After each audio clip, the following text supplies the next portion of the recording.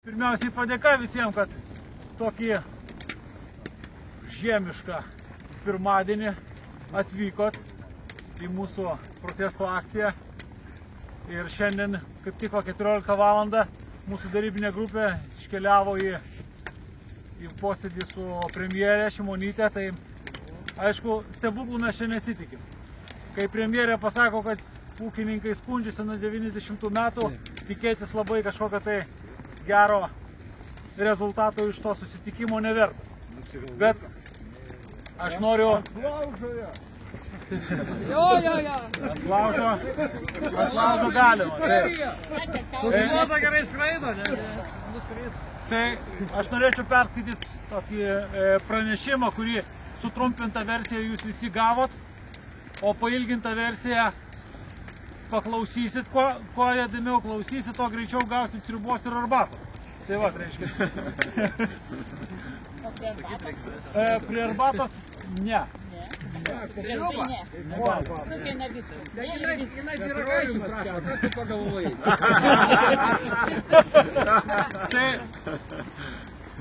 Tegul vienu metu Lietuvoje dega žemdirbių vilties ir solidarumo laužai. Kviečiame visus žemdirbius ir žemės savininkus vienytis ir sausio 8 dieną savo laukose prie pagrindinių kelių uždegti laužus. Pademonstruokime vienybę liepsnojančiais laužais laukose. Laužai tai pirmasis protesto akcijų etapas, vėliau planuojamos kitos akcijos Vilniuje pasitelkiant žemės ūkio techniką. Šiomis protesto formomis siekiame atkreipti valdžios ir visuomenės dėmesį į daugybę nesprendžiamų bei netinkamų politinių sprendimų sukurtų problemų, liečiančių tiek žemdirbius, tiek žemės savininkus, tiek visus vartotojus. Pirmas punktas. 2014 metais Lietuvos statistikoje dirbtinai nuo 400 tūkstančių iki 700 tūkstančių hektarų padidintas daugiamečių pievų plotas. Ši problema privalo būti sprendžiama pačiu aukščiausiu lygmeniu ir taip, kad žemės savininkams tai nebūtų papildoma finansinė našta, o savo turimą turtą, žemę, jie galėtų naudoti ekonomiškai naudingiausių būdų. Antras punktas. Saugotinų teritorijų, paviršinių vandens telkinių, apsauginių juostų bei zonų plėtra negali būti vykdoma žemės savininkų sąskaita. Žemės paskirčių pakeitimai išdirbamosios žemės į šlapynę ar natūralią pievą turi būti pagristi ne įsakymais ir įstatymais, o naujausiais moksliniais tyrimais. Įvedami apribojimai varžo žemės savininkų teisę laisvai disponuoti savo turtu. Jie vienašališkai valstybės iniciatyva yra keičiamos žemės ūkio paskirties žemės specialiosios naudojimo sąlygos, kurios įtakoja žemės savininko finansinių rodiklių sumažėjimą, būtina už įteisintus apribojimus numatyti ir įstatymais įteisinti adekvačią kompensacinę išmoką. Trečia. Per Lietuvą vežami grūdai, pašarai, kurie gali būti rusiškos kilmės. Gabenant per Lietuvą rusiškos ir baltarusiškos kilmės grūdus daroma reputacinė ir ekonominė žala šaliai. Yra tikimybė, kad minėti grūdai ne tik keliauja tranzitu, bet ir įsilieja į mūsų grūdų rinką. Todėl reikalavome kuo skubiau imtis priemonių, kad būtų užkardytas rusiškų ir baltarusiškų grūdų tranzitas per Lietuvą. Ketvirta. Panaikinta pereinamo laikotarpio nacionalinė parama pieno gamintams būtent tada, kai pieno ūkiai dėl sumažėjusių pajamų ir vis dar besitęsiančios pieno krizės traukiasi iš gamybos. Tai visiškas nesusipratimas. Todėl reikalaujame grąžinti pieno gamintojams, peržiūrint ir atnaujinant juos referencinius dydžius. Taip pat Lietuva privalo prisidėti prie Europos komisijos skirto 10,6 milijonų eurų finansavimo. Pienininkystės ūkiai tiesiogiai prisideda išlaikant pievų plotus, tačiau pieno krizė vis dar neišspręsta, ūkiai ir toliau traukiasi iš gamybos. Per 11 mėnesių lyginant su 22 metais, tuo pačiu laikotarpiu pieno ūkiai prarado net 171 milijoną eurų pajamų. Penktas punktas. Lietuvoje neadekvačiai padidintas akcizas suskystintoms naftos dujoms.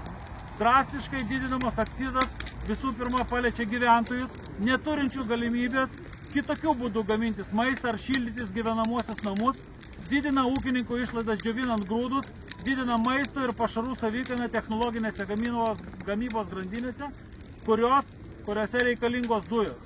Dažnu atveju propanui, butanui alternatyvų tiesiog nėra, o esamos gerokai brangesnės. Todėl reikalaujame, kad suskystintoms naftos dujoms numatytas akcizas nebūtų didesnis nei besiribojančiose kaimyninėse valstybėse. Kaip pavyzdys, Latvijoje jo iš vis nėra, Lenkijoje yra 56 eurai, o Lietuvoje yra 301 ar 4. 4. Šeštas. Numatyti esminiai žalio dizelino naudojimo apribojimai. Nuo sausio 1 dienos įsigaliojęs akcizų įstatymo pakeitimas draudžia žalį dizeliną naudoti transporto priemonėse, kurios gali būti panaudotas ne tik žemės ūkiai, pavyzdžiui, lengvieji ir krovininiai automobiliai, automobilių priekabos ir puspriekabos. Visų pirma, šis draudimas tiesiogiai palies garsiomis kalbomis skatintas trumpasias maisto tiekimo grandines ir smulkiuosius ūkininkus. Smulkiesiams maisto gamintojams tai bus ypač skaudus kirtis. Įsigaliosinti nauja tvarka aplinkosaugos požiūriu yra nesusipratimas, kadangi neskatina rinktis efektyvesnių ir mažiau taršių krovinių gabenimo būdų.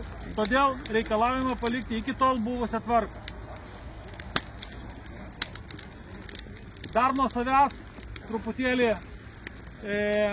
daugiau informacijos, nei jūs žinot ir ją valdo, tai sausio 21, sausio 26 dienomis priklausomai nuo datos, kurią leis Vilniaus savivaldybė mums patekti į Vilniaus miestą, į patį centrą, yra planuojama žemės ūkio technikos,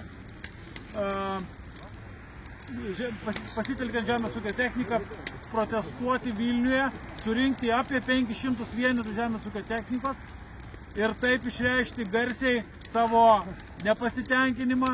Visus 3 metus, kurie yra valdžioje, dabartinė valdžia, iš tikrųjų tik tai per protestus, ką ir girdėjote, praeitų metų, sausio mėnesį važiavom kovą, važiavom vasarį, 10,6 milijonų šiaip taip pienininkam kažkaip tai iškrapti. Bet jeigu nebūtumėm ten nuvažiavę, tai matyti irgi nebūtumėm ir to iškrapti.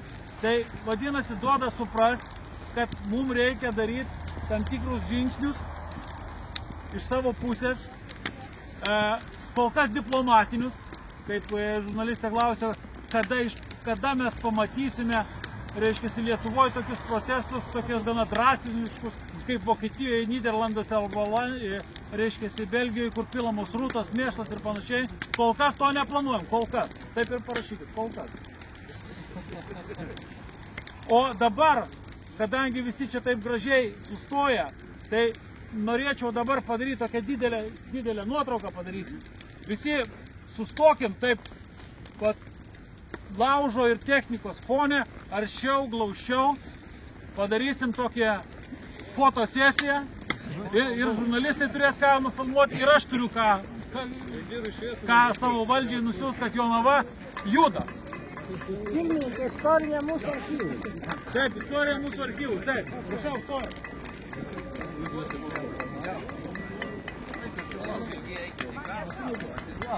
Dabar reikia įsimeruoti.